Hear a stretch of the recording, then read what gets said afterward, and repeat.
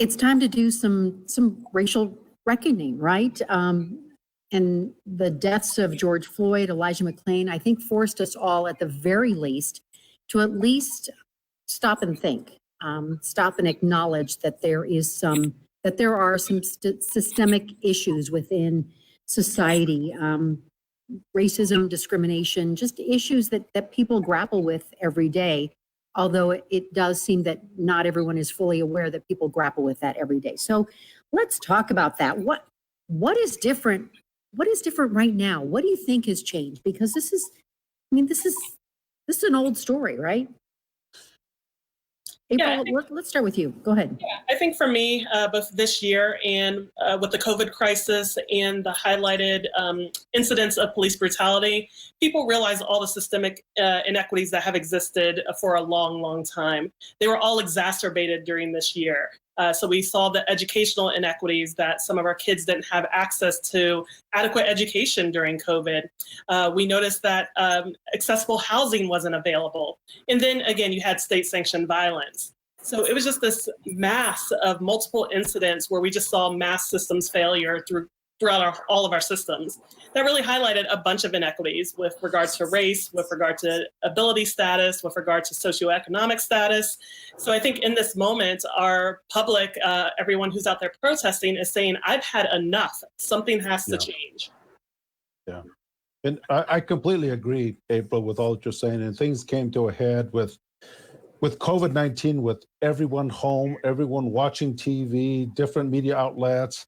And it became live in front of everyone, and people could not be in denial about what was happening because it kept showing it again and again. And it wasn't just one case, two cases. Then we got into COVID-19 about healthcare disproportionately affecting Black and Brown communities, Indigenous communities. And so it just all came to a head. Now, this has been going on for a long time, since the beginning generations, right? U.S. history, for over 400 years, in terms of looking at what's happened around colonization, genocide, slavery. Those are things we haven't even reckoned with. Yeah, and I would agree with both of you that it was really, I guess you could say, a perfect storm, but in a positive way, and the way that we're progressing right now. When you think about the fact that COVID put us at home, and we started having protests about wearing masks, about going back to work, about businesses being open.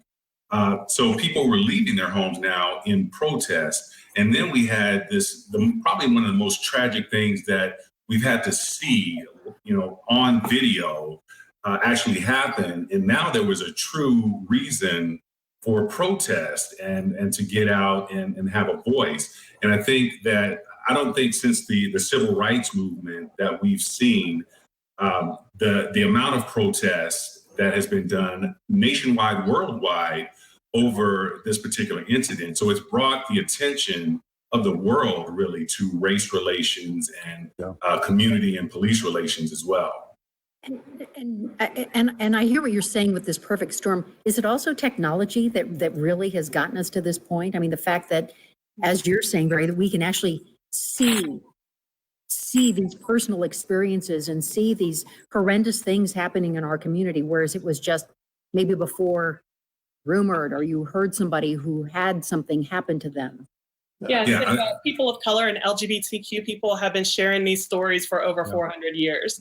And so I think with the emergence of this technology, people are actually able to see it in front of their face. It's not just a story from a friend who I might question, but it's in our face. We saw George Floyd, we saw the 8 minutes, and so there was no ignoring it.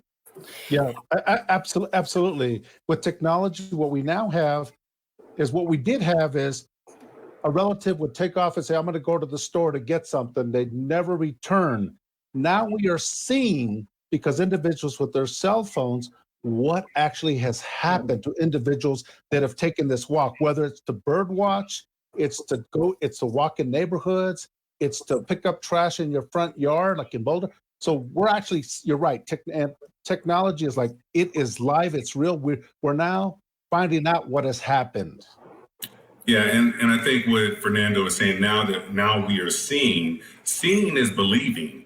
Because you think about if we heard the story of George Floyd without seeing footage, I don't know that we would necessarily be here. There would be outrage and there would be a lot of people that were upset, but there would also be so many more that are like, no, this just can't be possible. What you're saying happened.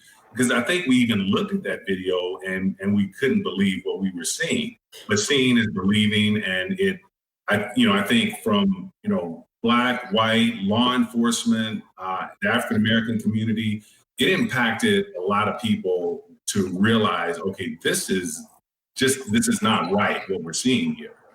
Because you're right. We're talking about emotion that because now we can see it, it's become so much more passionate anger that has fueled this continuing and rage isn't the right word either, but just this purpose, I think, to get something accomplished. I want to read to you a new Wall Street Journal NBC News poll that I just read, that it shows that voters in growing numbers believe that Black and Hispanic Americans are discriminated against. A majority of, 56% hold the view that American society is racist. Nearly 3/4 of Americans, 71%, believe that race relations are either very or fairly bad. Does that surprise any of you to hear that? No, not at all. I mean, I think what's, one of the things we've been doing at the law school in different communities is when we talk about these issues that are happening, people say, well, not necessarily in denial, but like not understanding the way, who's been presenting history and how much has been left out. And so as people are reading different works, different scholars' work and going, oh my God, I didn't understand that. That not only do we have slavery, we had the 12 million indigenous peoples with genocide, we had Mexican lynchings, we had deportations, we had exclusion acts. It's like if you weren't white, you were not seen as human. And so forth. You weren't in the history books. You weren't in the history books. How do we change that? Is that changing? I don't know. I don't know that answer. Is it? There is some legislation that has been proposed. I think some did pass of let's have ethnic studies in schools. Let's have LGBTQ history in schools. If you don't see yourself reflected in the material you're learning, one, you're going to be bored. And then two, you're just not going to get an accurate sense of history. And what's really stood out to me in the last 2 months is people have really stepped up to get informed. So if you look at the New York Times bestsellers list, it's all books that have been out for 3, 4, 5, 6 years. But people are picking them up for the first time to become informed. People are now Googling abolition. Abolition's not a new concept. It's been around for decades, maybe over a century now. But people are still are now trying to kind of figure this out and think about where it might have a place in disrupting institutional and systemic racism. Why do you think that the issue of race has been such an uncomfortable topic for people? I think individuals have a tough time talking about it because then you have to admit and you have to take ownership of what took place in the United States. And I will speak about the United States, about what happened, because there's a belief that our founding fathers and how it was founded, it says, no, again, I will come back to, it was colonialism, it was genocide, it was slavery, but people don't want to talk about the fact that people owned people and saw them as less than human, or that we actually killed off 20 million indigenous peoples that were here. We don't want to talk about those things because it's painful. When you have to admit that that's part of our history, it's painful to admit, and then to be able to say, oh my God, am I perpetuating this?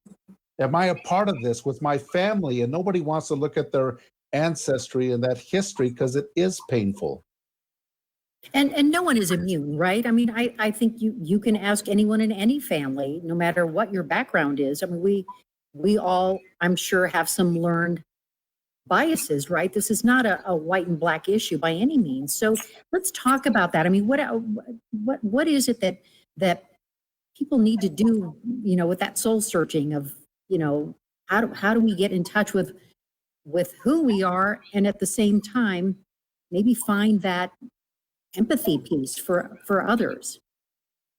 I think it does first start with what you just said, with who we are. We have to look internally, individually, and then more importantly, look at the things that we're teaching our kids, because then we create something, our thoughts and beliefs that become generational, and that's exactly what we have experienced. And I think this particular time that we're in right now has created a conscious disrupt for many people to really reflect on their own thoughts, their own principles, where they came from. Did they come from, when they grew up? Did they come from peers as they were growing up, and things of that nature? So it's really given us an opportunity to kind of reflect on our own personal preferences and thoughts. Yeah, some of the exercises I do with my students is have them reflect on how they got the messages about different topic areas. So how did you learn about your gender and how to perform your gender? How did you learn about sex and sexuality? How did you learn about race? Where did those messages come from? Your family, politics, the media, and which ones need to be debunked? Which ones just are simply not true, objectively not true? So to do some of that soul searching of where did I get some of these ideas, and am I willing to take the time to look at alternative opinions or for facts? And let's talk about some of the ramifications, because this isn't just about race, but there are other, Fernando, you talked about the health implications, or there are, educational biases. What are some of the biases that maybe are not so evident to so many people that maybe we haven't thought about?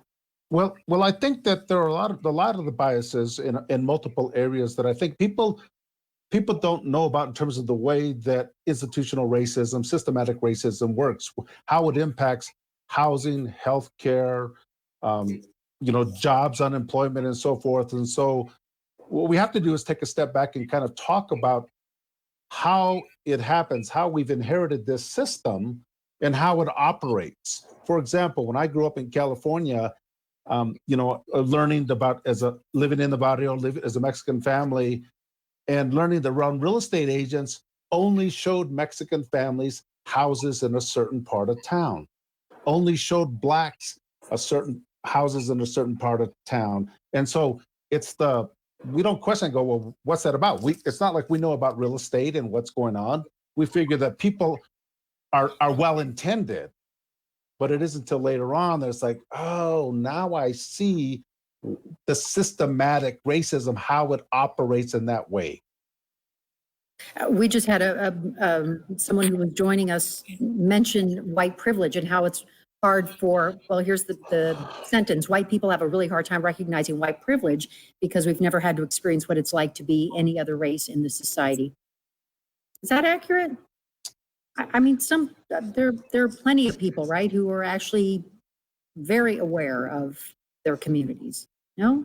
Yeah, it's a both and. I think we still have segregation in our communities. Our schools are still segregated, as Fernando was talking about a second ago. Our housing in our neighborhoods are still segregated. So there is the chance that people aren't interacting with people of different identities than themselves. And so if you're walking around with this privilege of not having to think about yourself in another person's position, and again, that could be across the board with race, gender, disability status, then that doesn't come to mind for you right away. So how can we bring that to the surface when you're having conversations and dialogue? Yeah, we have to talk about white privilege, and we have to talk about the fact that, yes, you probably worked really hard. Yes, you probably did these things. But if we're talking about equality and fairness, then that should be fair to everyone. I want that same opportunity as a Chica, as an indigenous person, to live in the same neighborhoods, to go to the same quality schools and so forth. But that's not true. If you're white, there are lots of benefits. You get paid more money, you get jobs, you go better education, you get those in general. Overall, that's the data. And so one of the things when I've done workshops, I present the data. Well, in fact, I found a study from Georgetown University from 2016 that the median wage of a good job for workers with a bachelor's degree for whites was $75,000 compared to $65,000 for blacks and Latinos. Is that the difference? Is it that we need to be putting out data Is that what will create a more equitable society, or is that just idealistic? Well, the problem is sometimes even with the data, people are still holding on to their biases. So we've been talking about the wage gap between men and women for the longest, and there's so much data out there about it, and people still dispute it. Well, women are taking care of babies, and I'm like, but what if they're not? And why should the pay be different? And so, yes, I think we should be pushing out data so people that can be more informed, but we still need to account for people's biases when they're still interpreting that data. Some of the messages that I'm seeing run across the screen here, where is the justice for Elijah McClain? So I want to talk about the issue, and Barry, with you, about the call for defunding police. And Yeah. how do you interpret that? I mean, you're a former Denver police officer, so what do you see as really the right thing to do? Because society needs police. Yeah, I agree. And I, especially when you look at the homicide rate where we're at right now, 40% higher than where we were at this time last year. My nephew, Davari Armstrong, who name may be familiar to you, was actually murdered a little over a week ago in a senseless act. And so, yeah, we certainly cannot get rid of the police. They do have a job. There is a reason that we have them. But I can tell you from my experience, being a Denver police officer from 92 to 2013, one of the areas that we had training, but not enough training. And I know that they have state requirements now on bias training and de-escalation, but still not enough. I think 12 hours is not enough for an officer to fully have a good grasp of de-escalation and cultural bias. And I always give an example of when I was a police officer, I had to qualify with my weapon every quarter. I had to, usually I would fire it about once a month. But in the 26-year total in law enforcement, I never fired my weapon on the job. But the skill that I used on a daily basis was communication and interacting with my community. I was a part of foot patrols and neighborhood policing, which was really one of the most enjoyable times that I had on the job because I got to connect with my community. They were able to actually just show me appreciation for doing the job that I did, and they got to know me on a first name basis. I would love to see us go back to more of that here in Denver, while they still have some of those pieces in place, not like they did in the 90s. And then I think the training is something that is, it has to be continuing education. In 21 years with Denver, I went through cultural diversity training in the academy. I never saw it again. I went through bias training towards the tail end of my career after it was put into law. But I saw it one time. And once again, the communication aspect of a police officer is your most valuable tool. Yeah, I think on the defunding, my issue with the defunding is I'm for defunding, and I'll tell you why. The why is that their jobs have been made too complex in terms of they're not mental health workers, they're not social workers, they're not daycare stuff, they're not substance abuse workers, and yet they'll be in the academy for 4 to 6 years. And Barry, I heard you say about ongoing training. I've been to school to get a PhD 6 years to kind of be able to do some of the things that a peace officer can do with 4 to 6 months of training, to be able to put a 72-hour hold to decide whether somebody needs to go to detox.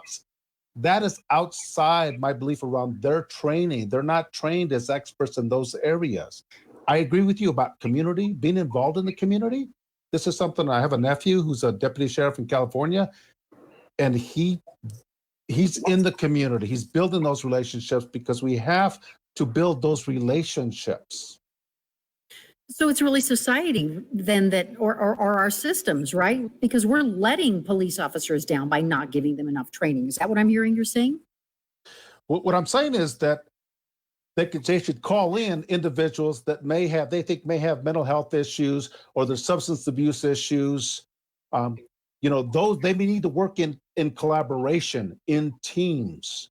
with other individuals with different agency who have expertise to come and say, look, we have an individual that someone said is talking to themselves or saying these things. You might want to call in a psychologist or a social worker to come in to be part of the team. It's a collective effort. We had an email from a viewer, if I can just jump in for a second. This email is from Lisa, and she writes, this country's gone off the deep end when it comes to our law enforcement. Anyone who abuses their power and commits a crime against a citizen should absolutely be held accountable. However, what happened to innocent until proven guilty in a fair review and or trial, I guess that doesn't apply to them. Barry, what do you think of that?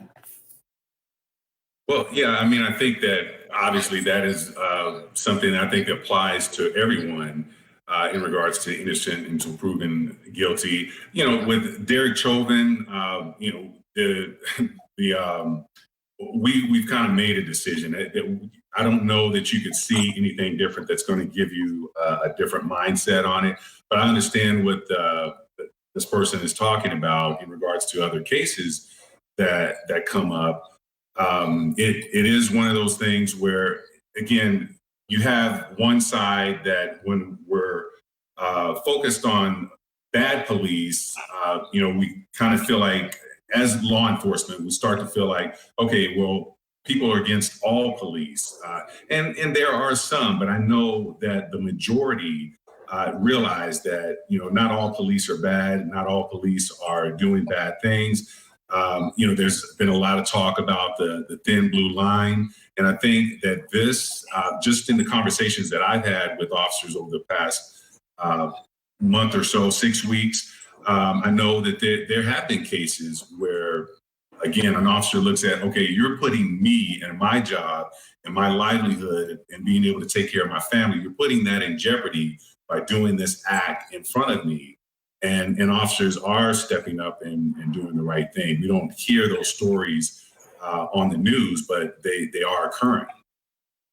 Yeah, Jen, a viewer just said that people are scared and police do need to be defunded. And she says, we have to start over. Can we afford to start over right now? I mean, I see different departments trying different things. And I'm not sure what starting over looks like. I can tell you with DPD, because that's where I worked at, there's a lot of these pieces that we want the police to do. They're already in place. For instance, you know, Fernando, I totally agree with you. I am not a psychologist and I can't evaluate someone when I, you know, as a police officer on the street. And Denver, probably about 2 years ago, actually implemented where they have social services and someone for, you know, when they have those cases of a homeless person that may have some mental health concerns, or they go to a call where there's some mental health concerns. Mm-hmm. But the problem is, to my understanding, there's about one of those individuals per district. So that only means they can work about an 8-hour, maybe a 10-hour shift. So there's the rest of the day that's not covered. They have days off. So there's, you know, entire days that are not covered. So in regards to that, having more funding, whether it's police funding or wherever that funding goes, yeah, I definitely agree that we should have more people that can assist. And how it works in Denver, those people don't respond to the scene without the police. They're with the police. And I think that that's the best way for it to occur, because you don't want to put that person in jeopardy by responding without, you know, having police backup with them. Much like in a paramedic situation or the fire department, we usually respond on scenes just in case we're needed. But we let if it's a medical situation, you allow the paramedics to take the lead.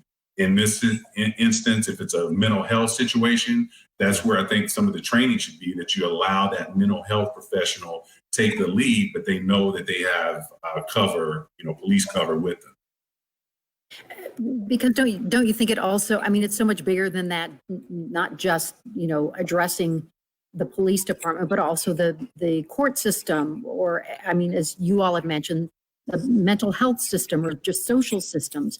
What else could we be looking at as a society that would help bridge some of these gaps? Yeah, you're on the right track, Anne.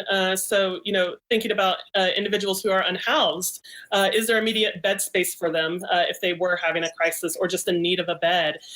Individuals who are having substance abuse issues, there's just limited facilities now to take someone if they're in an emergent crisis. So when we're talking about defunding the police, again, how can we allocate some of these dollars to the other areas where we wouldn't have some of these interactions with folks who are just in need of services? Exactly. And some of the readers have asked, as I've noticed, kind of, so what are some things that we can do in general? I can tell you that at Colorado Law, at the law school, it says the dean just rolled out initiative actually about anti-racism and looking at representation. And so what does that mean is that all of our faculty and staff and students in that building will be trained about anti-racism and looking at unconscious bias, microaggressions, our faculty around inclusive pedagogy, about what that means. We're really strong in the public service area. And so we'll look at racism in the justice system, environmental racism, American Indian law program. And so it takes a collective effort to be able to say, these are the things that we are going to do. These are our action steps. And yes, trainings are nice to talk about things, but we need to get down to some action steps and say some measurable things. Everyone will be going through this thing, and these are the things that we will do. Well, you bring up the word representation, and and I think that there are a lot of people who think when there are quotas or whatever word you want to use, that there are people in society who shake their heads thinking that's outrageous and that we shouldn't be doing that. There will be, and we're not talking about quotas. We're actually talking about equity issues. Of being able to kind of looking at our law school, we're addressing that in terms of like who comes into our school. And I can say under the leadership of our present dean, Dean Anaya, last year's class was about 35% of students of color. This year, about 35%. Now, the other thing that we pointed out is that people in general will say, well, it's becoming more diverse, so the quality is compromised and so forth, or the bar passes. No, we actually have a more diverse class, and we are doing these other things in terms of graduation rates, bar passage rate, those kinds of things. But people turn to pair diversity with being inferior and not the same. But that's the racism. Okay, so how do you change that thinking? How do you? I don't know if the people who think that way are watching this conversation. So how do you change that thinking? I mean, it's about addressing kind of that bias. How do we debunk some of those myths? Yes. I was in the chat as we were watching the first hour, and we were talking about the television segment. We need more representation in television and movies so people can see themselves in these characters or just have equity. And people were remarking, well, what if they're not good movies? And we said, we didn't say anything about quality. They could still be the same quality movie. We're just asking for diversity. And there are qualified actors, there are qualified producers who are not given a chance. So did you ever think about that? That just because we say diversity, that doesn't mean we are dipping in quality. There are high quality people of color everywhere in every profession. So don't tell me you can't find them because they're out there. And lousy movies come out every day, by the way. we have to change in terms of representation is that if you don't see people that are different from yourself, then you make an assumption that that's who the best are, and that's who the best faculty or the lawyers or school teachers and so forth. And so we have to address that in terms of there are a lot of great individuals out there that are not white, but because we have the systemic racism about quality of education, which then determines if you're able to take college test exams, which college you go on. And so it just builds on itself. So then the perception is, see, there are only a couple of you that are earning PhDs or JDs. And then they draw the conclusion in terms of the unconscious bias kicks in. So I'm seeing a lot of comments about systemic, deep-rooted issues of racism.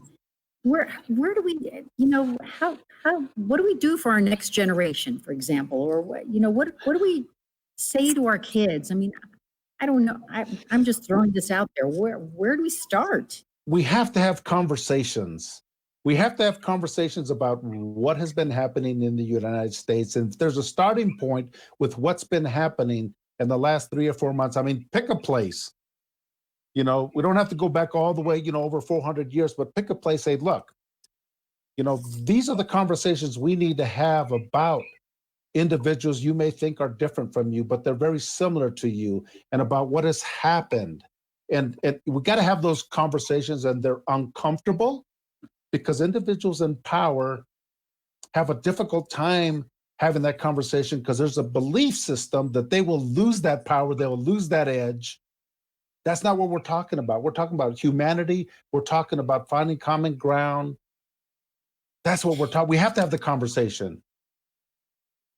And just to piggyback on that, I think, definitely starting to have more conversations than we've had before.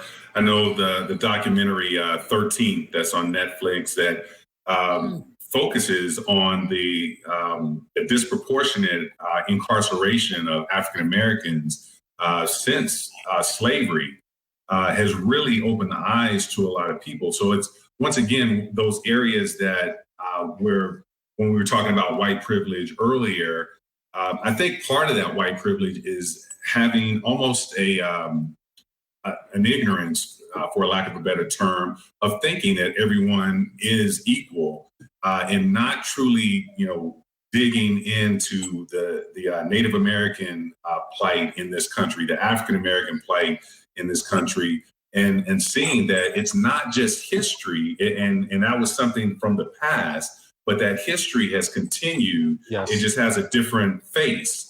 And so as we now, so many people are now seeing, okay, the mask is being removed, so to speak, and the face is being revealed. So now we're having the conversations, and now there's, as Fernando mentioned earlier, action is now what's necessary as well. Although I think in action is the accurate word here, except I think that some people are seeing violence. They're seeing statues toppled. They're seeing graffiti on our state capitol. So what do you say to those people who don't think like you think, who think that is an act of violence and should not be tolerated? And my thinking on that one, because we've talked about the protests and people have their feelings in regards to protests. Everything that has occurred over the last 2 months has its place. And honestly, those protests were the voice of the community saying, we want to be heard. Yeah. And we've been heard through that. But now it is the next step is sitting down at the table. Now that you hear us, let's sit down at the table and have conversations that are not breaking the law or damaging property and things of that nature. So I think that's hopefully the direction that we're moving into. Yeah, and I think that have been going through the right channels for months, years, decades. They've tried all the right things, and again, these systems have failed them. Why did it take until this month for the nation to learn Elijah McClain's name? And so I think what we saw in these protests were people who've had enough. They've tried the regular system mechanisms to get justice, and they didn't get justice. And so what we saw was people trying to be heard in another way in order to seek that justice and accountability from our systems. And I think the answer for me is that there are multiple approaches. There isn't one way. It's conversation. Some people, and talking to neighbors or talking to family members, some around, I need to read something. I need to watch a movie, go with a friend, watch a movie and talk about it. So I think that there are multiple ways in which we can address this, but we must address it. If we don't, it's going to continue and it's going to get worse. And I brought up this word earlier, empathy, because we seem to, and not just when it comes to racial issues right now, we just seem to lack empathy right now. People just seem to be angry about a lot of things, and maybe it's coronavirus right now. I don't know what it is. What do you make? I mean, a term that I like to use, and to you, you're probably familiar with this, cultural humility. And it's about really trying to get to understand someone through conversation and listening, to listen about your experience. As I listen to my father-in-law, who's from rural Alabama, and talk about as a sharecropper what that experience was. As talking to my grandparents about what it was like being a Mexican growing up in the Southwest and some of the challenges and so forth. And it's a whole, it really does shape in the way I think about things by just listening. That's what, in terms of cultural humility, is just getting to understand someone and where they've been and their experience. Yeah. And I would agree as well. I mean, I think it starts with the communication. And again, communication, they say that, we have 2 ears and 1 mouth for a reason, so that we can listen more than we talk. And when we listen to others and their story, we get an understanding. And through communication, and then that leads to understanding, empathy is going to be developed from that. Yeah. What do you think when you hear people say, all lives matter? Not just Black Lives Matter, all lives matter. What do you think of that? I can say all lives matter when Black lives matter. And Black lives do not matter in the United States. So we can't have that conversation. And you can say that, but you got to then put until Black lives matter, and the treatment of Blacks, the enslavement, the murders continue every single day. One would have thought with what happened with George Floyd that there might have been like a moratorium, like with law enforcement, and it just continues and continues. And so no, Black lives must matter. We're not at that point to deal with racism. I think I forgot who said this, is that the system, that racism is our pandemic. It's over 400 years and we've yet to find a vaccine or a cure for it. That's a great comment. April, what do you think when you hear that? All lives matter. Yeah, absolutely. The activists and protesters and everybody is out there to make sure all lives matter, that they don't matter in this country. And again, we've cited all this data demonstrating why it doesn't matter across, why Black lives don't matter across systems. And so all people are seeking for in this moment is to ensure that all lives matter. That is the ultimate goal, but we're not there yet. And it's just careless and reckless to think that we are. Yes. How is that getting lost in the messaging? Because I think when you, again, it is that privilege. When in the 2 minutes that you center Black lives, people are like, well, what about me? Yeah. Well, again, you said all lives matter, so we want to make sure all lives matter. Yes. And so just because we're calling out one population at one time doesn't mean we're ignoring everybody else. I love some of the analogies that people have thrown out on social media. When we say save the whales, that doesn't mean forget all the other animals out there. It just means we need to be protecting the whales right now. And that, again, that works, that we're trying to bring us to all lives matter, but we're not there. Barry, did you want to add to that? Yeah, and I mean, I totally agree with what April is saying. And I think it goes back to what we were talking about just a minute ago when someone says all lives matter, and someone that, is focused on Black lives matter, are you willing, is that person that has the mindset of all lives matter, are you willing to sit down with someone and understand why Black lives matter in this moment right now? Mm-hmm. And again, if you're willing to you sit down and listen and take in the information and understand, it's kind of hard to come out on the other end and not have empathy for that statement. Yes. I think that's fair. What else is missing from the conversation? I know there's been a lot of discussions like this one, conversations, within our families. What else is missing from the conversation that can affect some change, that can really just start to turn things in a direction that so all lives do matter? Yes. I would like for each individual to make a pledge to themselves about doing something differently. It's about some act, having a conversation with someone, doing something differently, whether it's with your family, it's at work. That's the way in which you're going to begin to make things, at least have that conversation and say, and also ask for feedback about, let me know if I've said something that's inappropriate, to be able to develop that trusting relationship.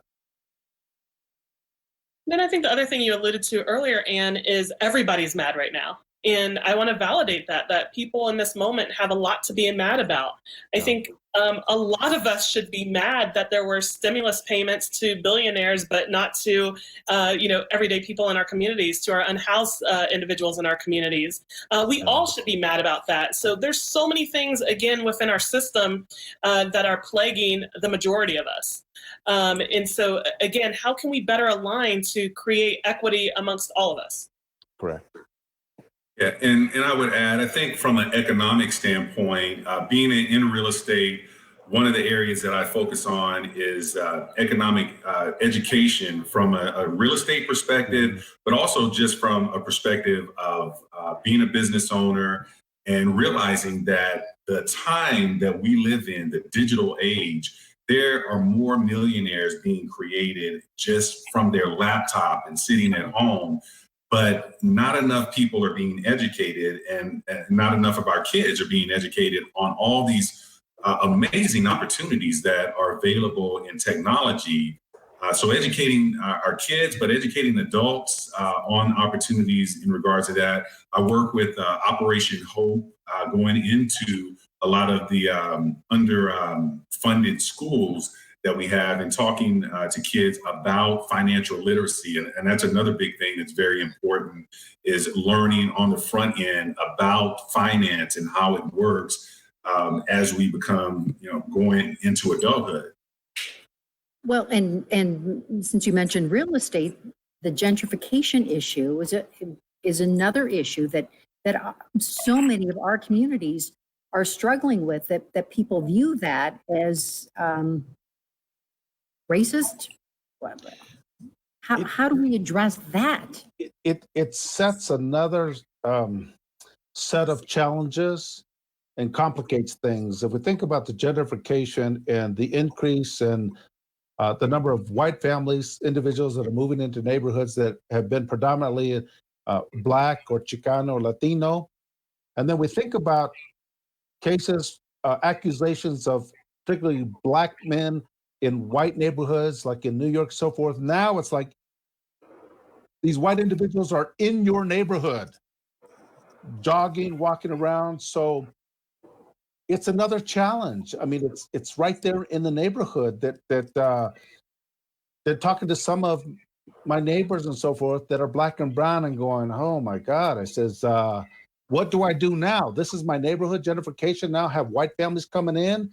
I don't want to be accused of looking at somebody, that's white the wrong way. They call the police, and then what's going to happen? So that's another set of challenges that needs to somehow be addressed. Yeah.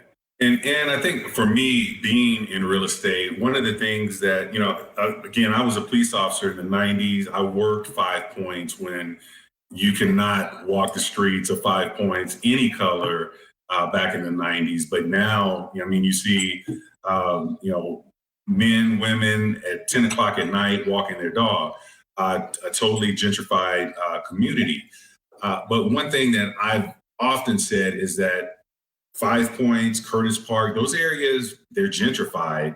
We can continue to be upset about it, or we can look ahead to where are the next areas of potential gentrification occurring, and start buying in those areas. If you already live in those areas, don't sell.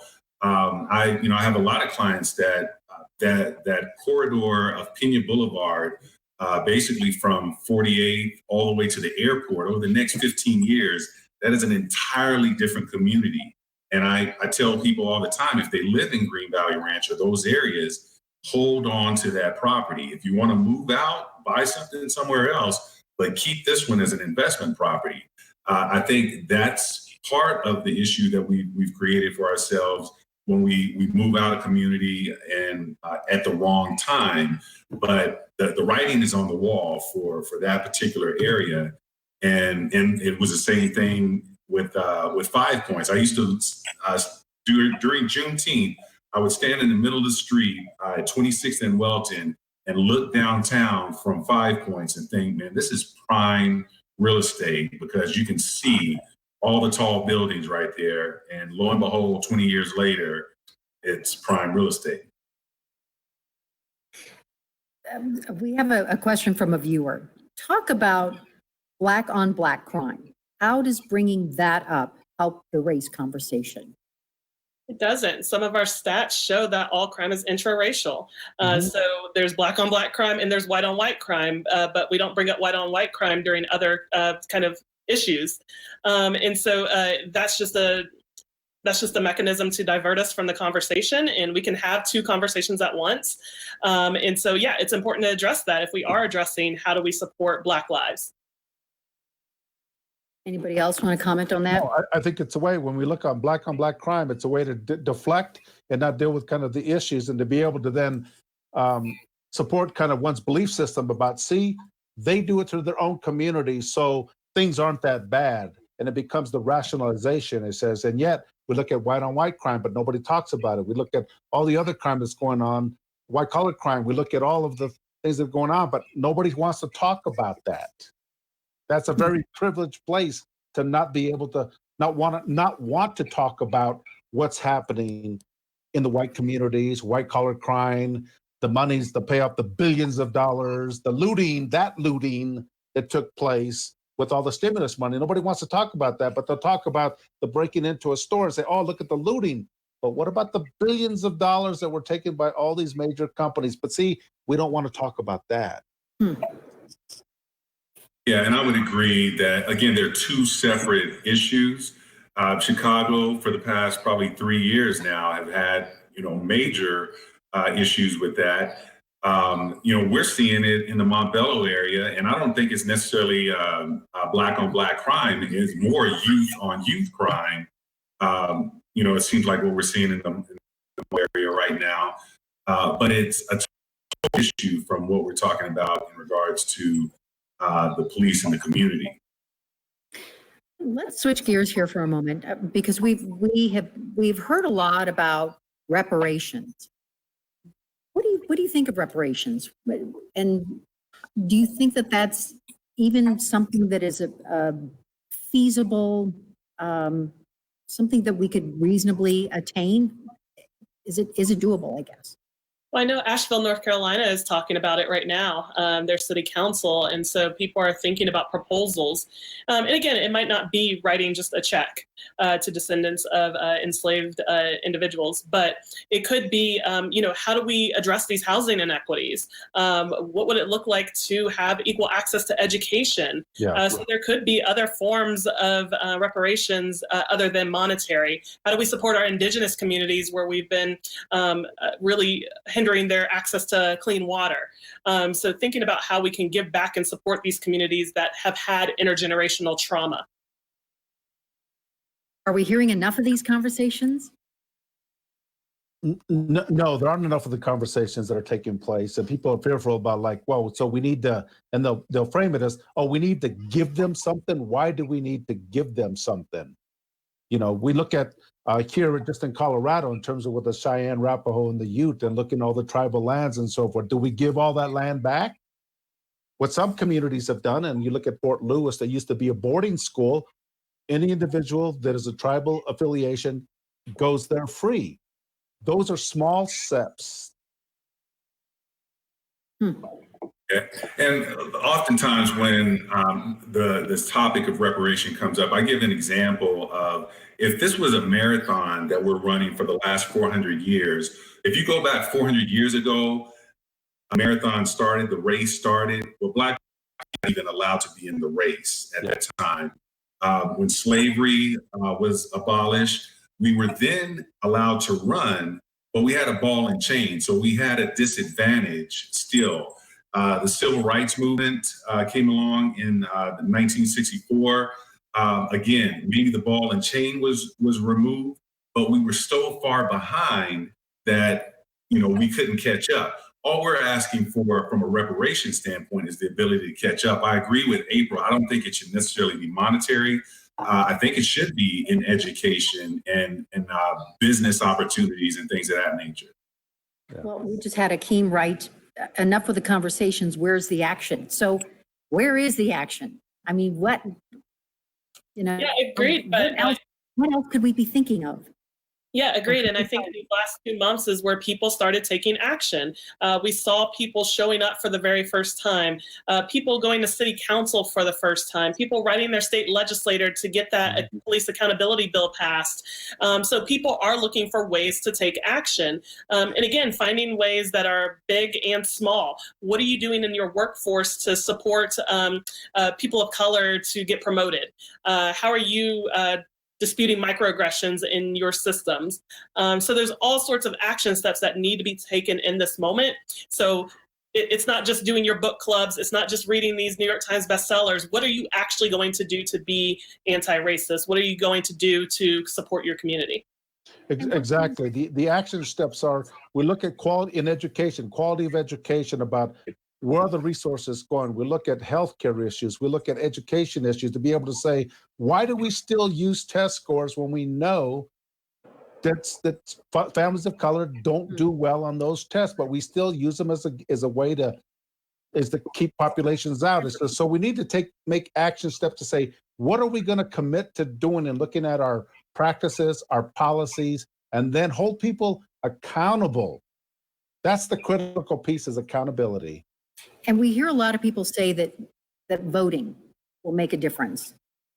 Does it make a difference? I have talked to people who have said it doesn't affect my life. Nothing changes for me if I vote. And I see that's why some people say, I'm not going to bother. Of course it does. But these stakeholders are making decisions for us all the time without our knowledge. I think some of them even bank on us not being educated and not being informed. For instance, today I got the city budget, which I've never looked up myself and I've never saw. And I had questions. Again, where are we investing in our children? Where are we investing in housing? Where are we investing in substance abuse? So now that I'm informed, I do have questions, and I could hold stakeholders accountable, but it can't just be me. So it needs to be all of us doing that together and collectively. And we can't wait until November. We continue to wait and wait and wait.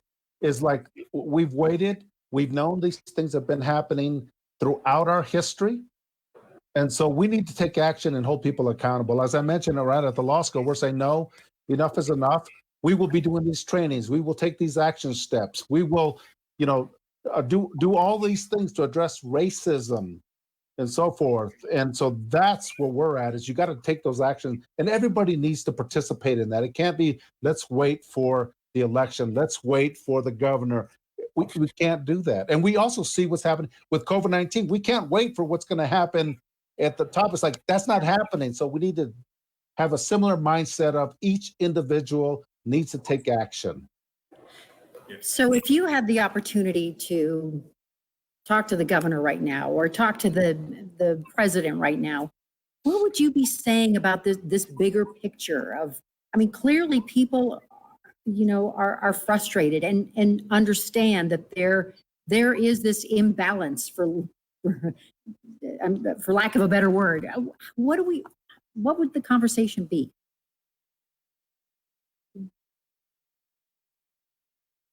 Don't all jump in at once now. It's just really tricky because, as we said, these inequities have existed for a long, long time.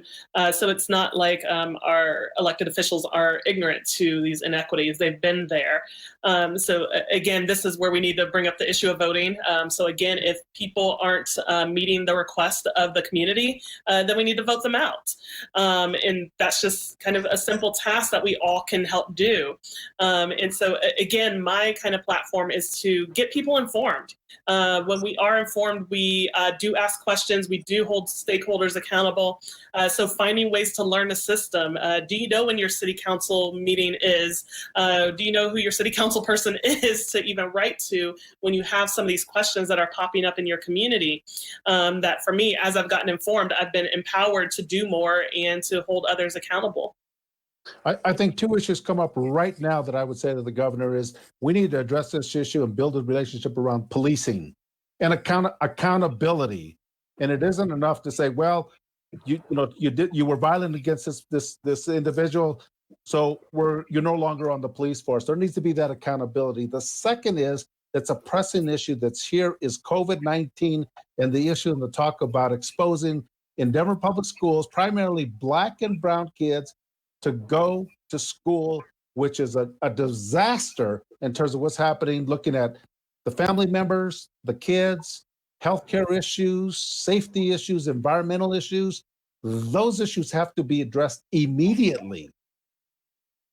And I would just say, in regards to speaking to the president and the governor, I would probably more so want to take it to a more localized part of the government, to the city council, the mayor, being able to express each of us as citizens of Denver or whatever city we're in, our concerns and what changes that we're looking to see, whether it's in the community and police relations, whether it's equity in jobs and in business opportunities, just being able to see some changes and some policy being put in place for those changes. Well, and then to the flip side, then what would you say to those who say, it's not my place to step up in this conversation or to even participate in this conversation? It's everybody's place. It's everybody's responsibilities to be involved, an active member in our community to make a difference. And we are all impacted. It isn't like I'm living in isolation. So that's what I would say to that person. Yeah, I would agree. We're all affected by this. We had a vote in 2016 that affected us all. And I think, we just began to see people communicate on social media in an entirely different way based off of leadership, and seeing how our leadership was communicating with the country, with the press, whatever the case may be. And it just kind of opened up a floodgates, let alone with, the different policy changes and things of that nature that occurred with it. So it's all, that's why we have that opportunity to vote. That is our voice. And when we say that we need to take action, that is an action. Yeah. And April, I know you mentioned this earlier, but let's talk more about the media's role. I know the media in general is not innocent in this situation either. What can we all do differently? What can we see? What can we do that doesn't create division within our country?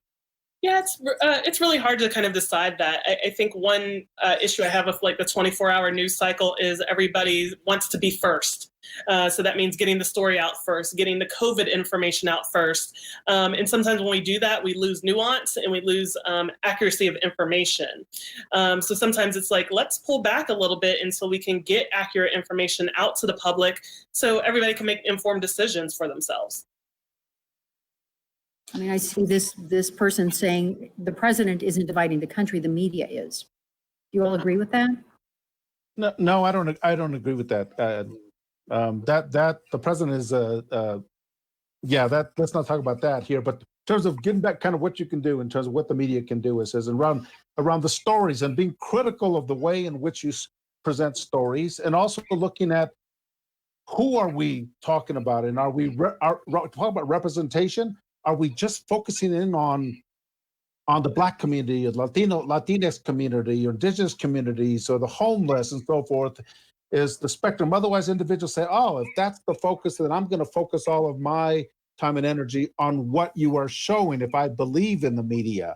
So it really is representation of the entire picture of our community, so people get to see the community and see all of the good things as well. Sure. That's fair. Yeah, and then I just wanted to add to it. I think this the hour segment that was on at 7, and this panel discussion that we're having right now, this is a positive step in definitely in the right direction for the media. Again, using the platform to be able to create the dialogue and conversations, and hopefully, affecting change within all of our communities. We have really just about a minute left. Is there any final thought you want to share with us before we go? I just really appreciated the segment before this, I think for a lot of individuals, seeing some of Colorado's history for the very first time and understanding about the Sand Creek Massacre, and looking at the territory, and looking at the West High School blowouts, walkouts, and all of that, where a lot of people don't know that. And Heard of it, right. I really appreciated that segment. Thank you. And April? Yeah, I think that segment was really helpful. We get a lot of questions of why are people mad? Because they don't have that history. They don't have that education behind them to really understand these complex social issues.